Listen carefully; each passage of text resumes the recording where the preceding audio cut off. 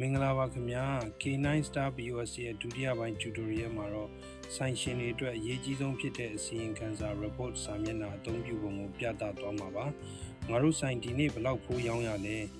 အရင်နှုတ်ရင်အမြတ်ဘယ်လောက်ကျန်လဲဆိုတာတွေကိုဒီ report ကနေအချိန်ပိုင်းအတွင်းအတိအကျထုတ်ကြည့်လို့ရပါတယ်ပထမဆုံးအနေနဲ့ပုံရဲ့အပေါ်ဆုံးမှာရှိတဲ့ filter option တွေကိုကြည့်ရအောင်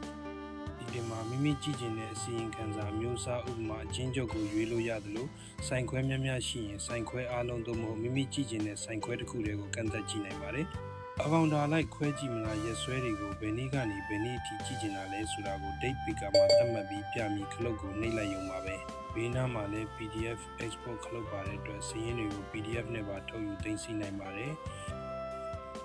ပထမဆုံးအကွက်မှာရွေးချယ်ထားတဲ့ရက်အတွင်းစုစုပေါင်းရောင်းရငွေအယောင်းအားနဲ့ပေါင်ချဆောင်ရည်ဘယ်နှဆောင်ဖွင့်ခဲ့လဲဆိုတာမြင်ရပါမယ်။ဒါကတော့ရောင်းလိုက်ရတဲ့ပစ္စည်းတွေဤမူရင်းရင်းနှီးငွေ cost of goods sold ဖြစ်ပါတယ်။ဆိုင်ရဲ့ထွေထွေအသုံးစရိတ်တွေနဲ့ဝယ်သူကပစ္စည်းမကြိုက်လို့ပြန်အပ်ငွေဘယ်လောက်ရှိလဲဆိုတာကိုအနီရောင်ကတ်တွေနဲ့တည်တံ့ခွဲပြထားပါတယ်။ဆိုင်ရှင်တွေအကြိုက်ဆုံးအကွက်ပါ။ရောင်းအားကုန်ကျစရိတ်အသုံးစရိတ်နှုတ်ပြီးသားအသားတင်ကြမဲ့အမျက်ကိုစိမ့်စိမ့်လင်းလင်းပြသပေးထားပါတယ်။အောက်ဘက်ကိုဆက်ဆင်းရင်ဘယ်ပစ္စည်းကအရေးအတွက်ဘယ်လောက်ရောင်းရပြီးဝင်ငွေဘယ်လောက်ရလဲဆိုတာကိုကုန်ပစ္စည်းအလိုက်ဇယားနဲ့တွေ့ရမှာဖြစ်လို့ဘယ်ပစ္စည်းကလူကြိုက်အများဆုံးလဲဆိုတာတန်းသိနိုင်ပါတယ်။အောက်ဆုံးပိုင်းမှာတော့ဝယ်သူပြန်အပ်တာလား supplier ထံပြန်ပို့တာလားပစ္စည်းတက်တန်းကုန်တာလားစတဲ့ကုန်ပစ္စည်းအဝင်အစလက်အထွက်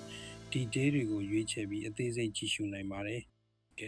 K9 POS ရဲ့ report စနစ်ကဆိုင်ရဲ့စီးရင်စရာတွေကိုတကယ်တော့ရှင်းရှင်းလင်းလင်းစုံစုံလင်းလင်းပြပေးတာမို့လကုန်လို့စီးရင်ချုပ်ရင်ပဲဖြစ်ဖြစ်နေ့စဉ်အရှုံးမြတ်တွေ့ရင်ပဲဖြစ်ဖြစ်အချိန်ကုန်သက်သာစီမှာသိကြပါတယ်။ software နဲ့ပတ်သက်ပြီးသိချင်တာရှိရင် portal k9digi.com မှာဝင်ရောက်လေ့လာနိုင်တယ်လို့ comment မှာလည်းမေးခဲ့နိုင်ပါတယ်ခင်ဗျာ။